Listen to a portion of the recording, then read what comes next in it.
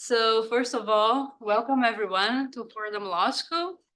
It's really a pleasure to be here in person together again. And the sense of community is after the pandemic, just gathering together again in a room every single time for me is I do not take for granted anymore. So I don't know about you, but I'm grateful that you took the time to join us here. And also warm greetings to our followers online. That's another thing that happened after the pandemic. Now people can join us online too. So thank you also for taking the time to be here with us. My name is Andy Moraes. I'm the director of the Institute on Religion, Law, and Lawyers Work here at Fordham Law School. And I am delighted to welcome you for a book lunch. And let me get a book because I need to do some publicity, right? Here it is. Welcoming the Stranger.Abrahamic Hospitality and its Contemporary Implications. And for me, participating in this project was really, really a gift. But most of all, I have to say that we started this project years back, quite a few time now. And it was, and again, I cited COVID because we had it all planned out, and out of a sudden, we couldn't host the conference. And then we didn't give up though. We were resilient. And a year later, more or less, we hosted the conference, and this book is now the result of these reflections of a whole day together discussing. And I'm grateful to our scholars, theologians, lawyers, grassroots organizers who contributed to this volume. And let me see here. I prepared the whole thing to tell you all about it. So let me see. Now, one thing that I want to still mention is that particularly in these times, we should really be, I feel it pretty much close to my heart, the idea, the phrase, welcoming the stranger. Being an immigrant myself, when Rachel came to me with this project, for me was a blessing, how we could take time to talk about these things. And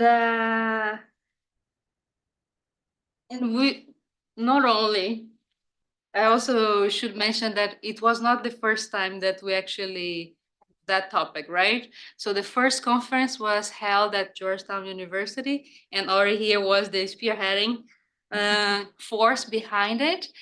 And then here at Fordham, and now the book.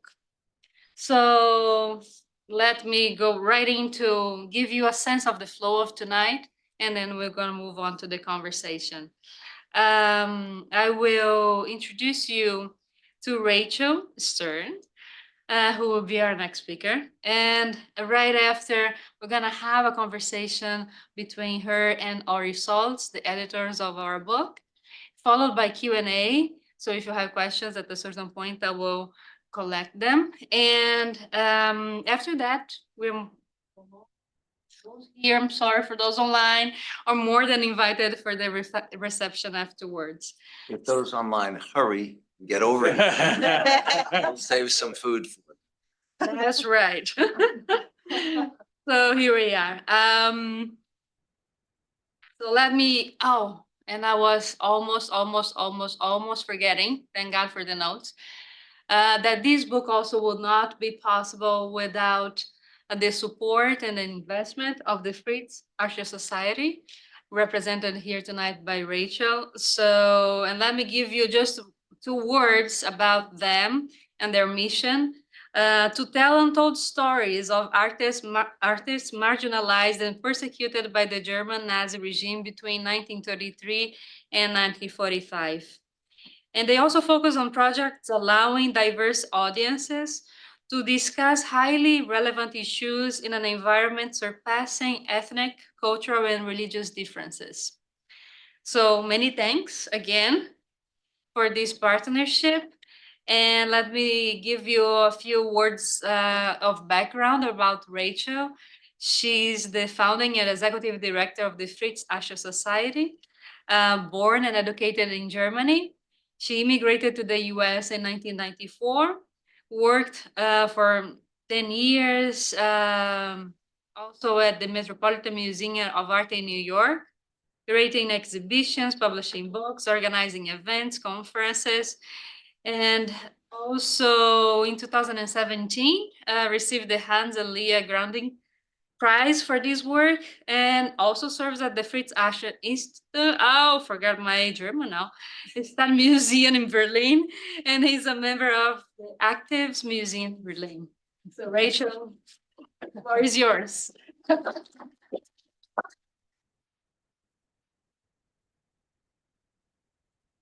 I'm impressed that you're German. Good evening, everyone. Thank you, Andy, for your introduction and for hosting this event. It's a pleasure to co-publish the book with Fordham University's Institute on Religion, Law, and Lawyers' Work. As you already told, this project has been a journey from the 2019 pre-COVID conference at Georgetown University in Washington, D.C. to the first post-COVID conference at New York's Fordham University in 2022 to today. Throughout this journey, the topics that are discussed in this book have become even more relevant. But before we get into that, I thank those who made today's event possible. First of all, the authors who contributed their expertise and thoughts, Carol Prendergast, Thomas Massaro, Craig Musin, Zeki Zarioprak, Mohsin Mohi-Uddin, Mimi Tsankov, and Lindsay Balfour. Most of them are listening to the stream. Thank you. We thank Fordham University Press, which made the production process smooth and the final book. I hope you agree to that. We also thank Fordham University's Center for Jewish Studies and Theology Department and Peace Islands Institute, New York, for publicizing the event, and Cristino Udraino for organizing it. And I thank Kathy Horton for suggesting this very fruitful collaboration. And last not least, we thank an anonymous donor and 1014. Thank you, Katja Donovan is here, for generously sponsoring this event. It is now my honor to introduce Ori Soltes, the co-editor of this book and co-founder of the Fritz Ascher Society, who teaches at Georgetown University in Washington, D.C. across a range of disciplines, from art history and theology to philosophy. And he's the former director of the Bnei Brit Platznik National Jewish Museum and has curated more than 90 exhibitions across the country and overseas. He has authored and edited 25 books and several hundred articles and essays. Recent volumes include Our Sacred Science, How Jewish, Christian, and Muslim Art Draw from the Same Source, The Ashen Rainbow, Essays on the Arts and the Holocaust, and Tradition and Transformation, 3 Millennia of Jewish Art and Architecture. So I'm gonna sit down now. Okay. It's without microphones and. Yeah, it picks up. Understood. Okay, good. Well, thank you all for being here. Thank you, Rachel. Thank you, Andy. Thank everybody who made this possible. This volume and the double conference out of which it grew had really two kind of starting points, one conceptual and the other actual, one that is theological and historical, and the other which is contemporary. Rachel and I were moved, not necessarily in a positive way, by the very distinct uptick in anti-immigration sentiment that was being felt across the country in the last part of the previous decade. You can figure out the math as you wish. And what I think particularly struck me, at least, was how many of those who object to immigrants speak out of what they believe to be their own religious traditions, which they're completely ignoring in being opposed to immigrants. So that was the idea that underlay the conference. And it really fell into two parts, as does the book. One is theological and the other is on the ground, what's happening today, practical. And the starting point, it won't surprise you to hear, is Genesis 18, which is when Abraham, of course, embraces three strangers. He runs to bring them to his tent. He asks of Sarah that she produce the best food that they have possible for them. And he has no idea who his visitors are. We understand that they come from a source beyond sources. And within the Jewish tradition, they're simply understood to be angelic. Within the Christian tradition, because there are three of them, they also are understood in some sense to anticipate the Trinity. So Abraham embraces these strangers, and it's not that he expects any kind of reward for it, he just does it because it's the right thing to do. Turns out he is rewarded with the news that in advanced age, he's going to have a child, which is about the last thing he expected. And not too long thereafter, we have another occasion within the same text when Abraham's nephew, Lot, living in a town notorious for its failure to embrace strangers. In fact, strangers come and they are in danger. He pulls them into his house. He offers his own daughters to the community to leave the strangers alone. But again, it turns out the strangers are not ordinary. They come from that other source. And ultimately, he also gets something he wasn't expecting, a different kind of news, not of creation, that's what Abraham received, and Sarah, but of destruction, that the very city of which he is part will be destroyed because its level of evil is so extraordinary and extraordinarily intense, and he is able as a consequence to escape. So we have these two paradigms of figures who embrace those whom they know not, about whom they know nothing, who are not of their, whatever it is you want to call it, their ethnicity. I'm not talking ethnicity here. Their nationality, that's a word from our era, not from theirs. Even the word religion would be wrong in that context because they're not talking about religion the way we have come to talk in our own time. But these two individuals share in common, coming, as it turns out, from the same family, an inclination to do the right thing, which is to embrace strangers. And their story becomes then an inspiration for what follows through the rest of the Hebrew Bible, and the constant reminder by this prophet or that you must welcome the stranger, that those who are disenfranchised, that those who do not have a natural means of caring for themselves because of circumstances, specifics include widow, orphan, stranger, should be protected by you. And in turn, this inspires the same sort of sentiment within the New Testament, and inspires the same sort of sentiment within the Quran and the Muslim tradition. So it turns out that across the panoply of ways of understanding what we call the Abrahamic traditions, we have ample discussion down through the centuries of the importance of being hospitable to those for whom the only natural reason for being hospitable is that you should be hospitable. And for believers, it's because God has said so. It doesn't mean that non-believers get off without having to do that. They just don't use God as their reason. They can just use reason as their reason. So the first part of this volume considers, based on papers that were given at the two conferences, the different Abrahamic traditions and the specifics, line, verse, word, that talks about this idea. And we added in the volume, but not at the conference, a discussion of the Dharmic traditions as well. The second part talks about what's happening on the ground, things that people are doing to fulfill the idea of welcoming the stranger.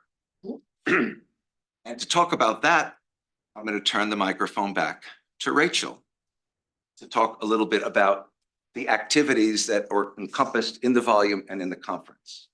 Rachel. Okay. I'm gonna stay here, right? You can say, yeah, we can stay here now that I know the microphones. Okay.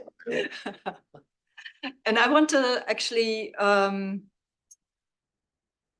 100 years back and turn to Fritz Ascher, turn to history in Nazi Germany, really. Fritz Ascher is an artist who was born to Jewish parents and in 1893 and grew up in Berlin, Germany. His father converted out of Judaism and his children became Protestant. And what we know now was a way of his attempt to protect his children in an environment that was more and more polarized, more and more unfriendly towards strangers. And then from 1933, with a Nazi government that was actively persecuting strangers, mostly Jews, but also gypsies and sick people, handicapped people, everyone who wasn't part of the perceived master race. And so Fritz Ascher's story very much reflects the change within the German community and within the German society, from being really a country that had welcomed strangers, welcomed Jews, had given strangers the possibility to get education, to go to universities before any other country in Europe was doing that, and turning their back now with the Nazi regime to that policy and making undesired minorities into strangers. And so Fritz Ascher's story is a very typical story, really, of being arrested during the Reichskristallnacht, having to in the concentration camp in Sachsenhausen, being able, having friends who freed him from there after 6 weeks, being imprisoned again in a Gestapo prison, and then getting free again thanks to his friends who were influential lawyers, and then having to report, really being under police supervision, having to report every second day to the police station, and having all the family money taken away, having the property taken away, having to wear from 1941 wearing the Jewish star. And then in 1942, actually, they were back to welcoming the stranger. The police officer who he had to report to actually warned him that the mass deportations were beginning, and he said, "You will be on the next transport, so I don't want to see you again. You have to hide somewhere.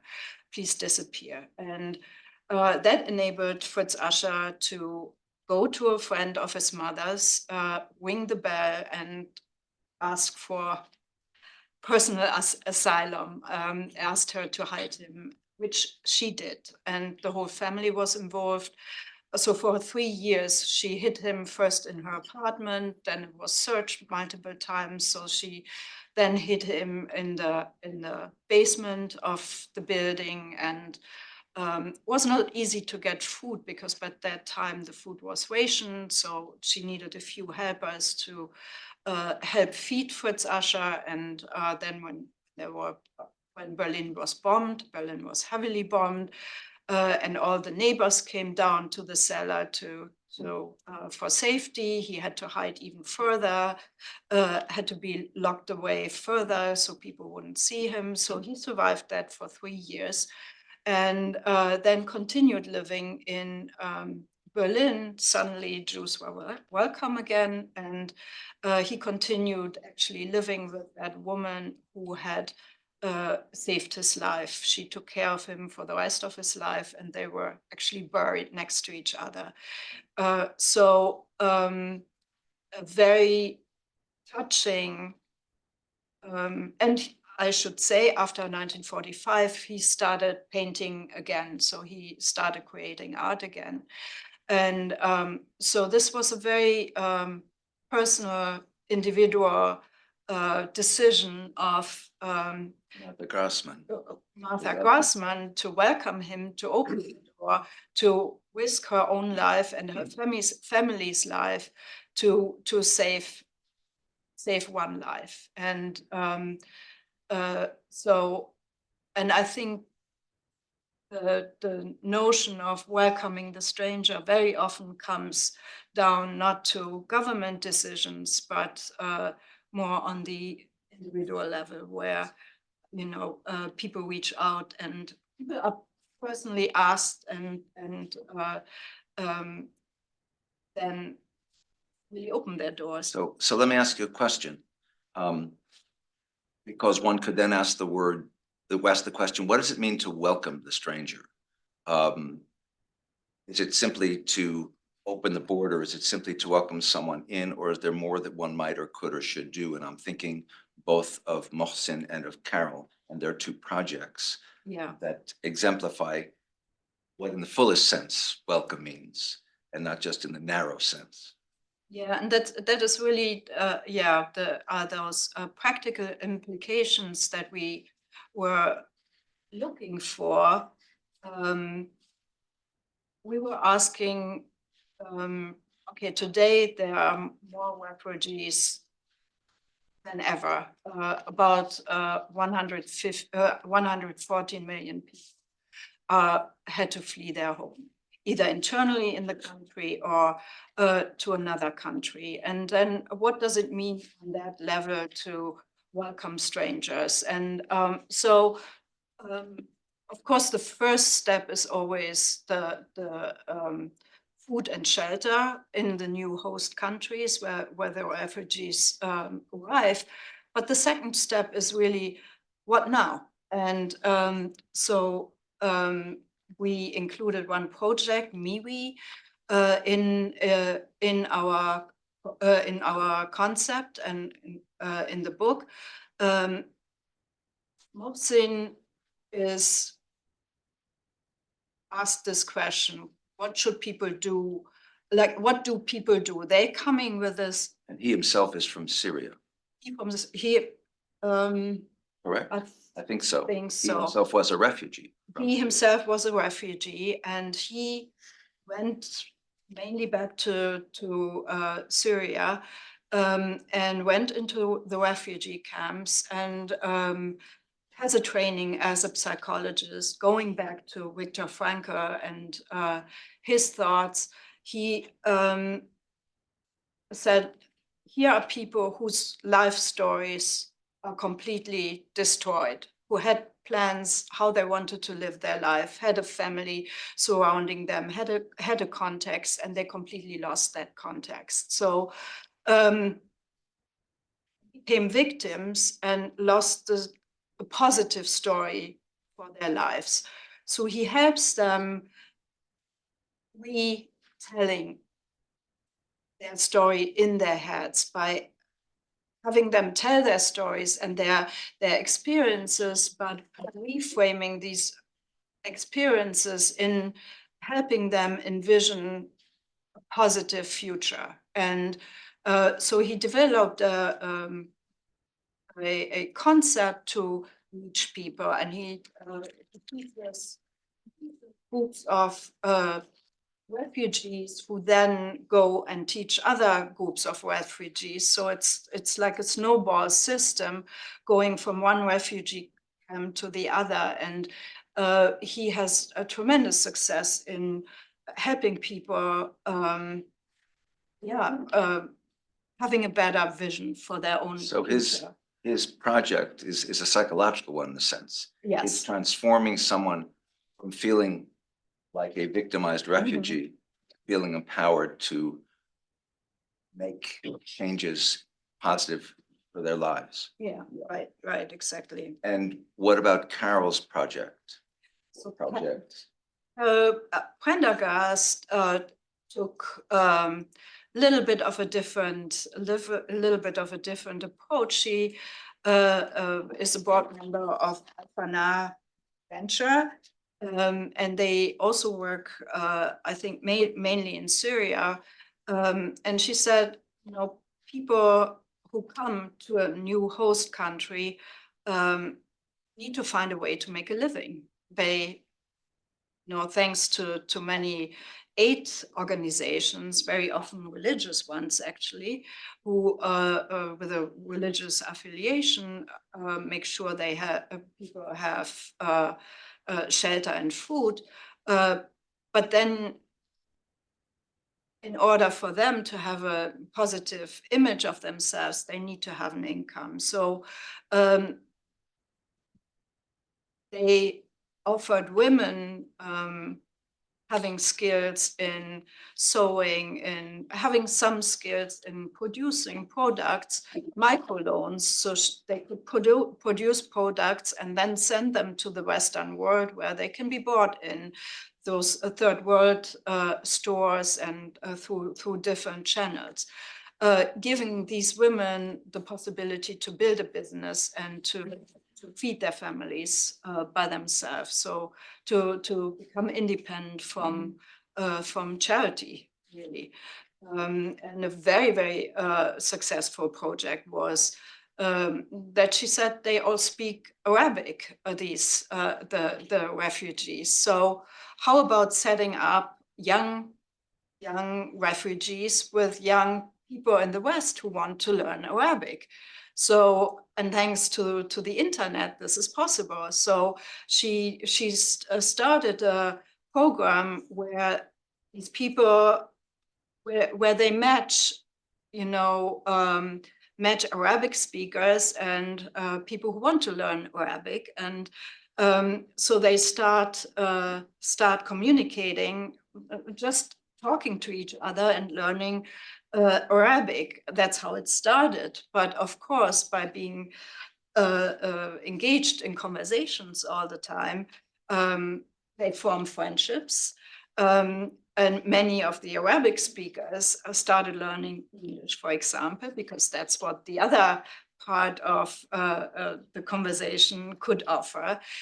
So there are really interesting bonds that developed out of this program. And I think this is a very, very successful program. So let me ask you another question, because I know you have done research about this. When we first started this project and organized the first version of conference at Georgetown and so on, part of what inspired it was a sense of how polarized at that time the country was becoming about any number of issues, including this one, the idea of immigrants. Yeah. And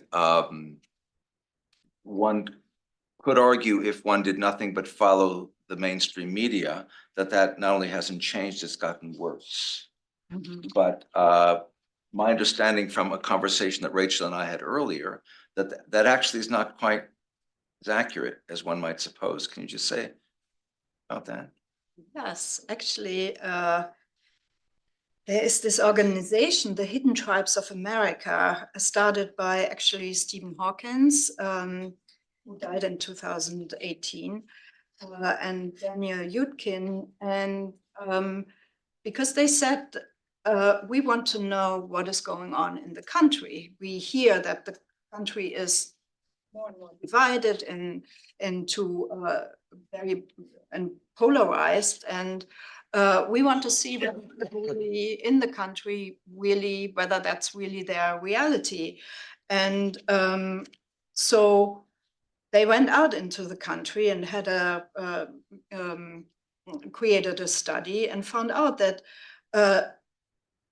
more than 3 in 4 Americans believe that our differences aren't so great that we can't work together. So, and they actually do want to have that contact and do not want the separation between us and them, but they want to have these conversations that we are having now. And further, which I thought also was I thought was very interesting, is that they also feel that it is more important than political side, to be on a political side. Their focus is much more on being Americans and being happy Americans, being proud of the Constitution and about the freedoms we have, the freedom of speech, the freedom of religion, and so on. And that this is something that people really care much more about than, you know, this political divide that the social media and media in general give us the impression that this is how we all feel, and that this is the mood in the country, and that's, I thought that was very encouraging, really, to read a study like that. So if I may, I'd like to make 2 comments and then ask if you have anything else to add, and then open things up to questions from everyone else. My 2 comments are: 1, the last part of the volume, which neither of us has mentioned, although of course Rachel mentioned her name, was Lindsay Balfour. And her work is on digital reality. All the terminology of welcoming or not welcoming, accepting, not accepting, whatever you mean by strangers, how that operates in the context of the digital world. And projects, one of them she talks about, which has to do with connecting 2 cities by way of a portal in a sort of semi-literal way, because it looks like a huge sculptured circle, but you can see to that other city where people are there and they can see you. And it occurs to me, between the time of the conference and now, I've been gathering a growing everyday pile of different conversations about artificial intelligence, AI. And so the notion of welcoming the stranger in ways that are not even the ways that perhaps Abraham and Lot or Jesus or Muhammad were thinking about, or even that we were thinking about even a year or 2 ago, means that the digital and related realities become part of this in a much larger way than anyone could have supposed a while back. The second comment is, and if you backtrack sort of at the beginning of the conversation and carry it forward to where it ends up, so much of this is about language. So much of this is about vocabulary. I have been perturbed for at least, I don't know how many, 7 or 8 years, by the tendency repeatedly, not only in the media, but even in an exhibition at the Phillips Collection in Washington, which is designed to focus in a positive way on this issue, the tendency to use the word migrant, which used to be the word you used for people coming over the border temporarily to work and then go back. It's not the same as immigrant. It's not the same as refugee. But if everyone who could be a refugee is treated as a migrant, psychologically, perhaps we might be inclined to feel, well, I don't have to worry about this person, because we're used in English to that term referring to someone who's coming here to work, make some money, and go back. And we're missing the much larger picture that has evolved of people eager to come to these shores, or whatever the shores are of whatever country. And if you shift from English to the languages that we find within the Hebrew Bible, the New Testament, the Quran, so Hebrew, so Greek, so Aramaic, so Arabic, we realize, for example, that the word we use that we translate as stranger has at least three different versions in Hebrew with 3 different kinds of implications. So that what we really mean we have to do is be thinking about these things a lot more than we are inclined to do if we simply see what's on the front page of the New York Times and then don't go further beyond that point. The issue of understanding what words mean, implications of words, and how they affect us as a species that is unique because of our words, for my money, starts in the Hebrew Bible in Genesis 6, the story of Noah. And the opening line, the opening verse of that chapter tells us that everyone on the planet had become so evil that the Lord purposed to destroy them, except for Noah, because he is a righteous man, his generation. And I'm thinking, what does evil mean? How evil was everybody so that the Lord himself, herself, itself, purposed to destroy everyone? And I'm desperately paging back through Genesis 5, 4, 3, 2, 1. All right, the word evil appears, the fruit of the tree of the knowledge of good and evil, but it doesn't tell us what evil means. So I realize I've got 3 options here. I either can construe Moses, who traditionally is understood to be the secretary of God through which these words come, got distracted at that moment when a mosquito was on his nose. So God actually said what evil is, and Moses didn't get it. Or Moses actually simply misrecorded, both of which are not likely acceptable answers to the problem if we're traditional about our understanding of Moses.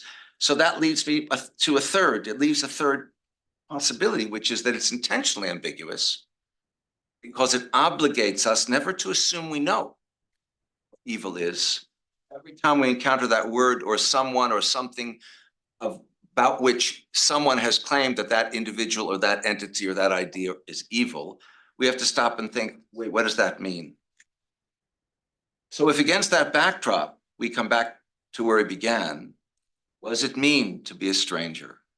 What does it mean to be someone who needs or wants to get from place A to place B, to give up whatever it was I had in place A in order to come with place B, and has to reconfigure his, her, their lives in order to make it work?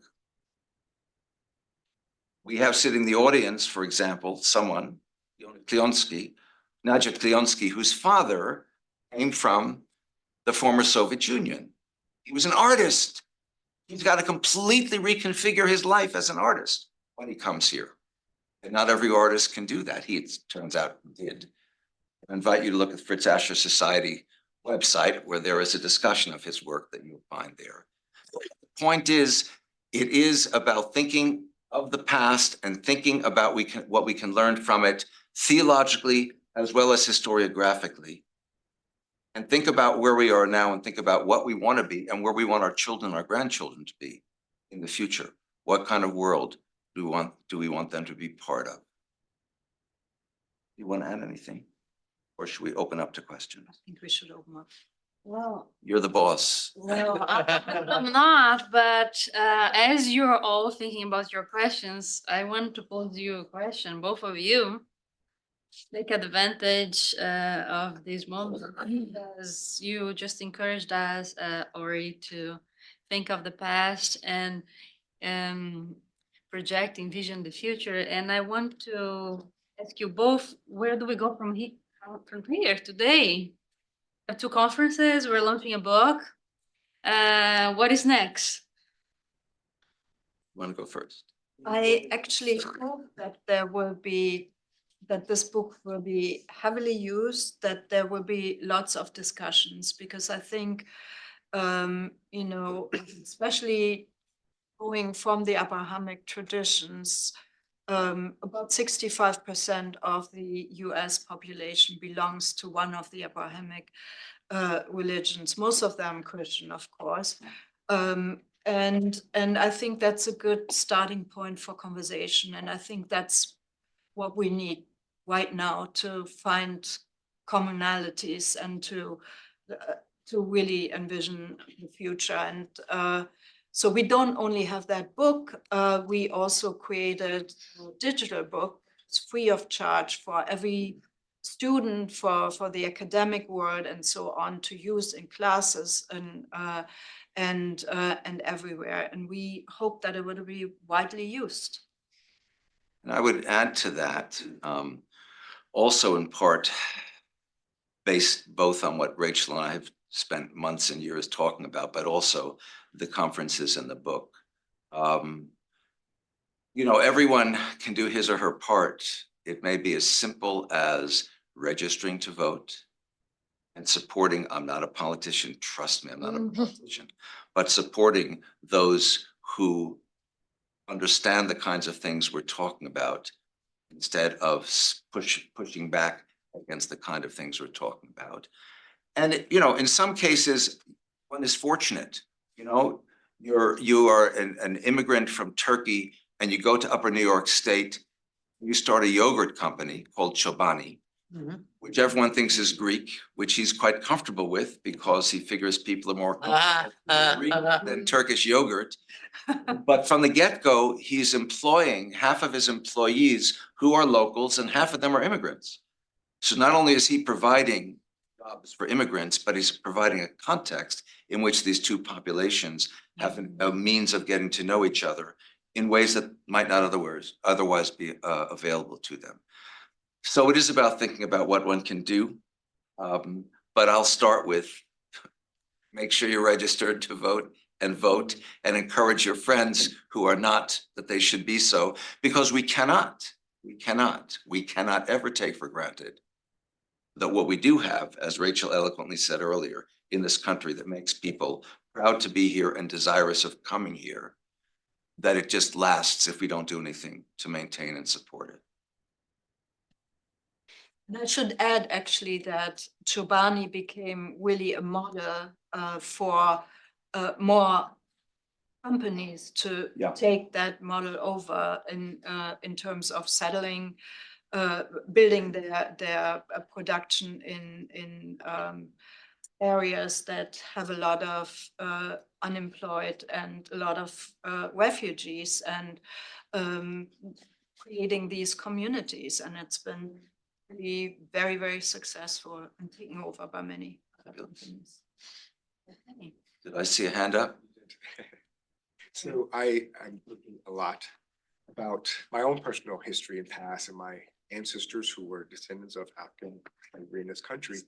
I was thinking about slavery in America and my ancestors and the Underground Railroad, and how at a time there were so many people connecting with each other without the internet, and they were providing resources for strangers to find liberation and freedom. And I think about me growing up post the disco era when everyone's loving, dancing together. And in the 80s and 90s, there were these commercials, don't talk to strangers. And there was this thing, this fear that was embedded into like my father, my grandmother coming from the South. And I've been in a culture to sort of this culture of, Southern racism. In the North, when she migrated north, she had a spare room. And she would oftentimes have random people living in the room. And my father would say, who are these people? My grandmother would tell me, these are your cousins, these are your friends, these are your uncles. And I later learned that she was just providing space for people in need. And my father was so against that way of like living, because he was born in the North, but she brought that value as a, Southerner who came up from this horrific time period there. And I'm thinking back to those Reagan ads, those ads at 10 p.m. Do you know where your children are? Don't talk to strangers. Drugs are bad. Everything, all the things that were happening in the 80s and 90s. And thinking about the impact and the cultural shift that could have been emerging at that time period. Do you think that that was sort of a beginning of a shift to where we are now with really thinking about safety and correlating? You can't talk to strangers. You can't support random people because of the safety concerns that we have that could have been a manufactured political thing. I don't think it's manufactured, but it does become political, and it does become emphasized, so that the negative rather than the positive is what is constantly being emphasized.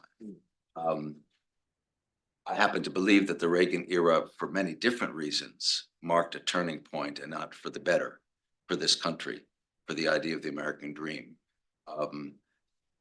So that what you're speaking of, I think, is significant, but for my money is part of, but not all of it. But yes, I do see that kind of a change beginning.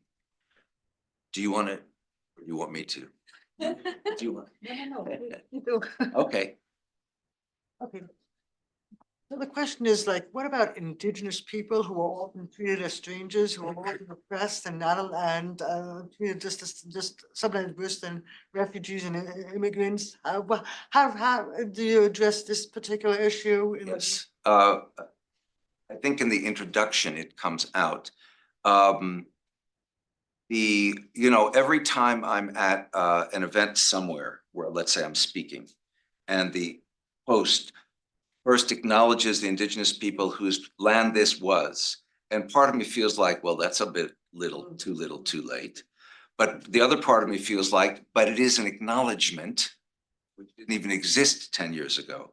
So I don't know how far one can go to fix what's been broken. But there's always at least a starting point of awareness and acknowledgement. One of my objections to those with whom I don't agree for various reasons on political fronts is they don't want to acknowledge that there was, what you're talking about never happened, right? There was no slavery, or they were loving it. They were having a great time. The indigenous people, well, they didn't really need that land anyway. I mean, you get all that sort of stuff. A starting point is to make people aware of this. There are things that I don't think can be fixed, but the starting point is making people aware. Yes, sir. I wanted to ask something on the ground level. I mean, there must be a reason why God is commanding us to love the stranger and welcoming. So the stranger, every one of us has been a stranger in, like traveling around, being welcomed or not welcomed into a community. So everybody has this experience of being a stranger. The stranger, by definition, also represents a danger. You never know what he's up to. He is coming into a community where has their set rules and whatnot. He might represent a danger.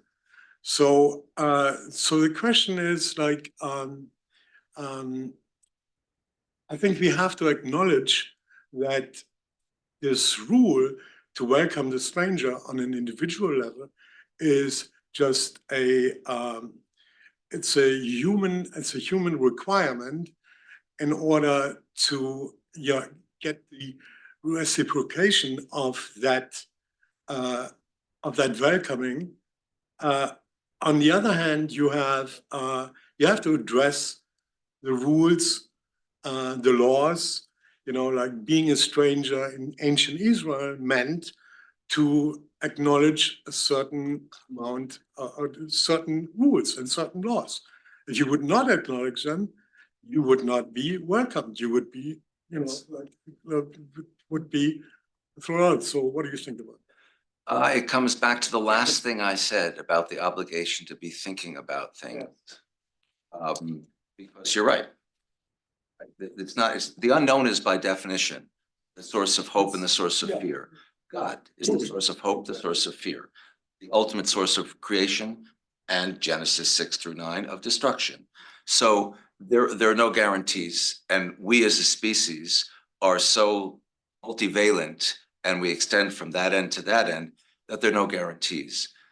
But if as a starting point, Article of faith, basically. yeah, but to be thinking and asking the question as opposed to thinking knee-jerk response regardless. And we're going to make mistakes, and sometimes that's going to be dangerous, right? So every time an immigrant commits a crime, the anti-immigrant group says, you see, whether or not statistically that immigrant committing the crime was a fraction of the population of non-immigrants who commit crimes, right? So it is a matter also of kind of weighing, thinking, and of appraising and evaluating. That doesn't deny the legitimacy that this guy committed a crime. But then you use that as a basis for generalization when you're not generalizing about the group of which you are part because you were born here, is a flaw in your thinking, whoever the you is. Well, okay. Okay. Yes, sir. What kind of artist was Fritz Ascher? And not been persecuted by the Nazis. How did he see the world creating? I want to answer that. Does it have a place today in modern society? We as Americans, we choose to read too much, read too much, we read too much. What kind of world did Fritz Ascher vision through his art? He was an intellectual. He was an expressionist art, so he was used symbolism, meaning he very spiritual man, very well read, and he was very well aware.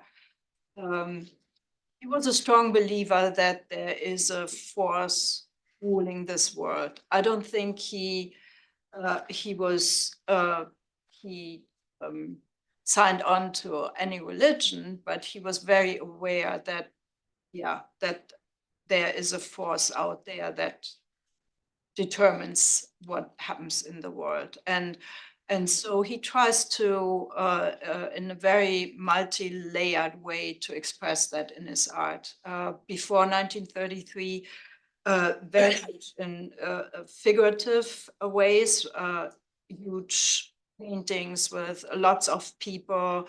He did crucifixions. He painted the golem, which is a Jewish myth. And after 1945, he turned to the landscape. He didn't have many contacts to other human beings anymore, and he turned to landscape. But in turning to landscape, he depicted trees really like people, or sunflowers, the way they interacted with each other.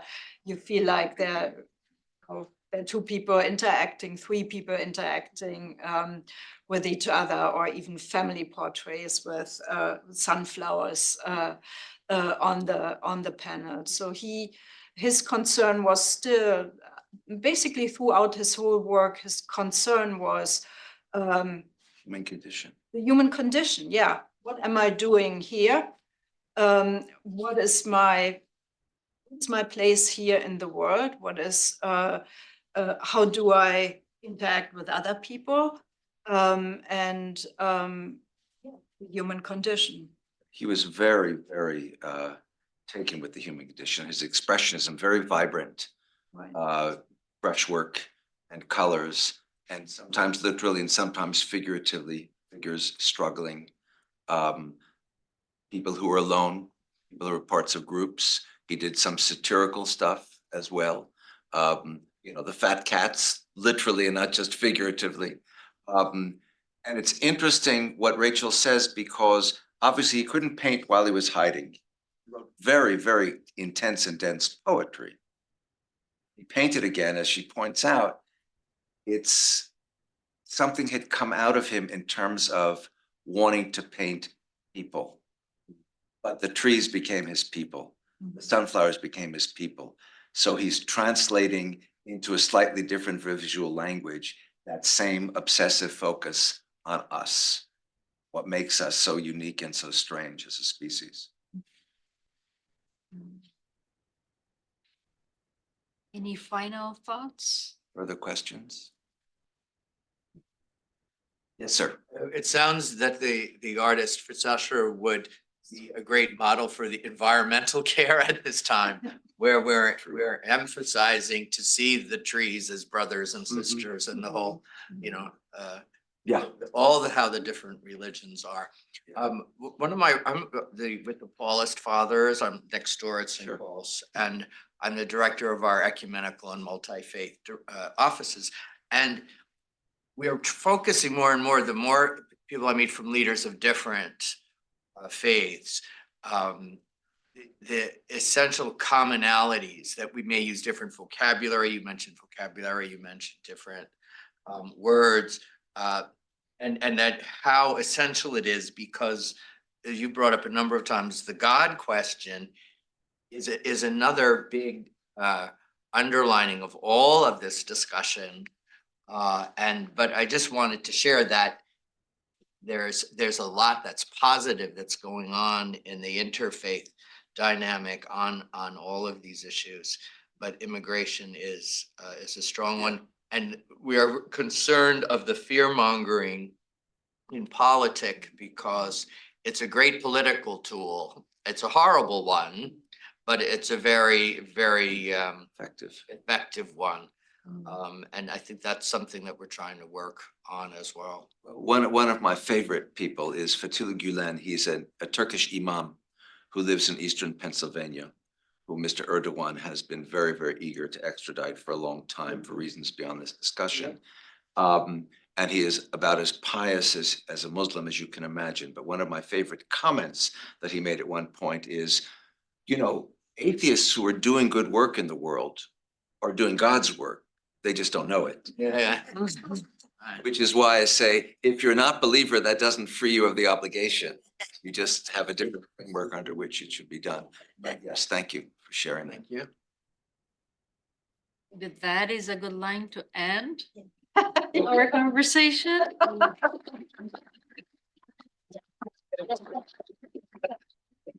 Here we are more than happy to welcome to our reception, and I should mention that it's all glad kosher from Sova Catering, so that you're aware that all good stuff. So please join us. I was gonna.